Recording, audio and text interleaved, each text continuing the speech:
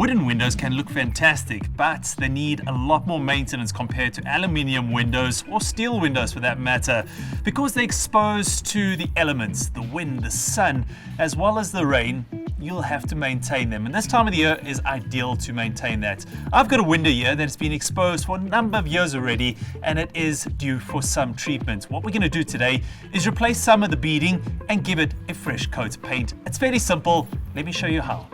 To complete this task, you're going to need the following supplies. First and foremost, you're going to need a length of Meranti Quadrant 60mm profile, and don't you worry if it's not exactly the same profile as the one you're replacing. We are going to be painting this, so you won't even notice once it's done.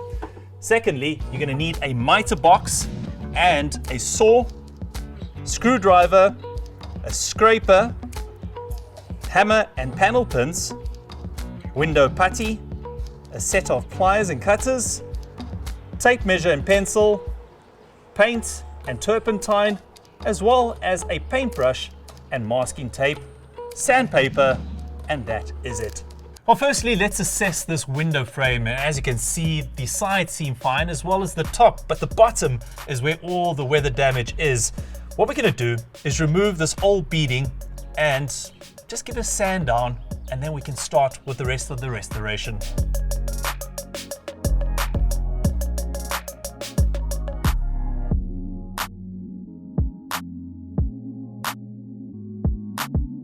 So we removed all the beading as well as the panel pins. Now we have to clean the surface completely, getting rid of all the old window putty as well as this flakes of paint before we can get on with our job.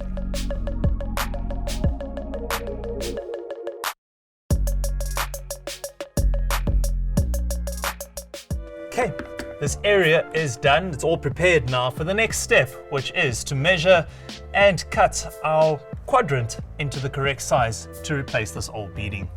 So when you're measuring up your window to replace the beading, make sure you get into that corner as much as possible and triple check your measurements, because the last thing you want to do is waste a whole cut.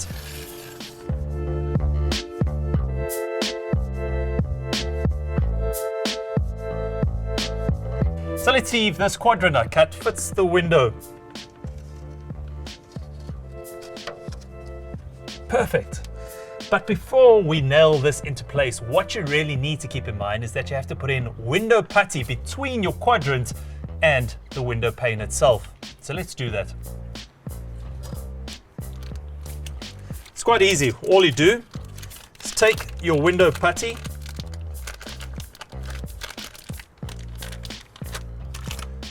just roll it into a sausage, I guess, as thick as you need.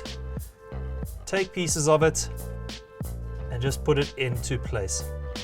Don't worry if you've got too much left over. What we're going to do is wipe that away a bit later on. Be generous. Don't be worried that you won't have enough. A good seal is much better than a leaking window.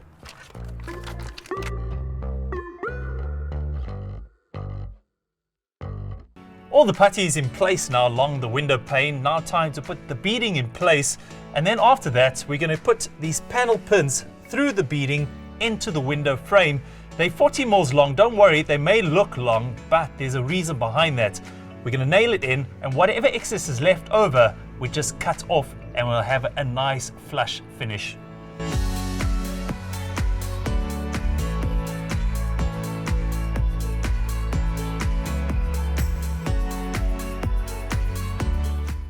There we go, it's all done.